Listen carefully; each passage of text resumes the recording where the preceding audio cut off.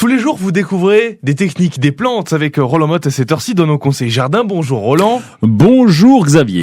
Le dragonnier. Oui. J'aime bien, ça fait penser au dragon, j'imagine une plante immense qui crache du feu. Oui, ben voilà, c'est pour ça que je l'ai choisi, parce que le nom, je me suis dit, allez vous plaire. Ah ouais, j'aime bien. Par contre, si je vous parle du nom latin qui est un Dracena, ça va moins vous exciter, non, ça évidemment. c'est nul. Oui, c'est nul, mais quand veux même. pas. Alors, ce dragonnier, eh bien, il peut atteindre, dans son pays d'origine, environ 20 mètres de haut. Mais pour nous, eh bien, c'est une plante d'intérieur qui fait un tronc un peu comme un yucca. J'essaye de trouver des choses pour que vous puissiez repérer à peu près. Donc, un tronc, et puis un toupet de feuilles au sommet. C'est très Donc joli. ça fait 1 mètre, quoi. Oui, Maxi. Allez, on va dire que quand c'est en pot, évidemment, ça prend pas les proportions des plantes qui sont dans leur pays d'origine, sous les tropiques souvent. Donc j'oublie le truc immense qui crache du feu, qui est impressionnant. J'oublie tout ça. Alors oui, parce que des plantes qui crachent le feu, c'est pas forcément évident. Et non, donc là, j'ai pas d'idée à vous soumettre.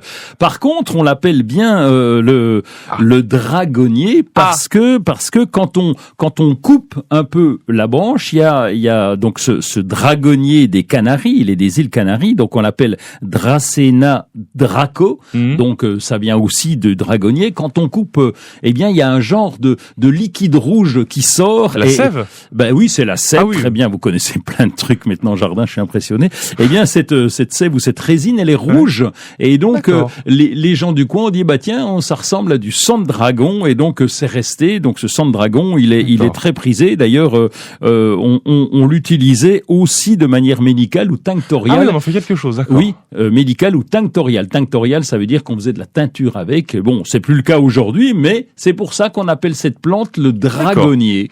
Ça pousse comment chez nous? En tout cas, qu'est-ce qu'on fait pour que ça continue à vivre en forme? Eh bien, hormis du détail du nom dragonnier, c'est une plante d'intérieur assez prisée qu'on va trouver très souvent dans les intérieurs, puisque elle a un côté graphique avec ce grand tronc et ce toupet de feuilles au sommet. Enfin, pas qu'au sommet d'ailleurs, il peut y en avoir ailleurs.